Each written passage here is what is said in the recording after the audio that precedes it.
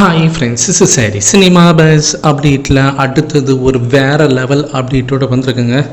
Box ஆஃபீஸில் கூலி திரைப்படம் பார்த்தினாக்கா வரலாறு காணாத ஒரு சாதனையை பண்ணின்னு இருக்குது. அதை நம்ம கண்கூடாக பார்த்துனுக்கோம். இந்த படத்தோடைய ஒட்டுமொத்த வசூல் பார்த்தினாக்கா ஒரு 550 கோடிக்கு மேலே இன்றைக்கி தாண்டிடும்.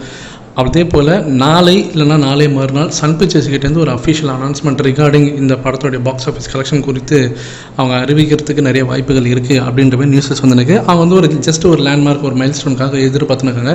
ஒரு 550ன்றது ஒரு ரவுண்ட் ஃபிகராக இருக்கும். ஸோ அதனால் அதற்காக வெயிட் பண்ணுறாங்க அப்படின்ற மாதிரி தான் தகவல் வந்துருக்கு. இன்றைக்கி அந்த வசூல் அது எட்டிடும். ஸோ நாளையோ இல்லை நாளை மறுநாளோ நமக்கு அனௌன்ஸ்மெண்ட் அதுக்கான அஃபிஷியல் அனௌன்ஸ்மெண்ட் வரதுக்கு நிறைய வாய்ப்புகள் இருக்குது. இந்த படத்தோடைய ஓவர்சீஸ் டிஸ்ட்ரிபியூட்டர்ஸாக இருக்கட்டும், இல்லை அதே போல் மற்ற மாநிலங்களை வாங்கியிருக்கக்கூடிய டிஸ்ட்ரிபியூட்டர்ஸாக இருக்கட்டும், அவங்க எல்லாருமே இந்த படத்தோட எல்லா அப்டேட்ஸும் கொடுத்துருக்காங்க. அதை நம்ம பார்த்துருக்கோம்.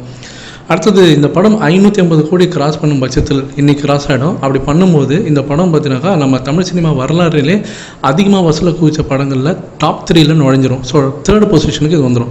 நம்ம எல்லாருக்குமே தெரியும் 2.0 படம் தான் இன்றைக்கி வரைக்கும் பாக்ஸ் ஆஃபீஸில் நம்பர் 1 இருக்குது. 700 கோடிக்கு மேலே அது வசூலை குவிச்சிருக்கு.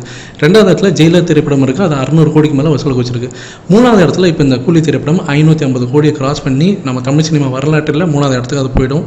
அப்படி போகும் பட்சத்தில் நம்ம தமிழ் சினிமாவில் அதிகமாக வசூல் குவிச்ச படங்களுடைய லிஸ்ட்டில் முதல் 3 இடங்களுமே ரஜினி சார் கிட்ட தான் இருக்குது.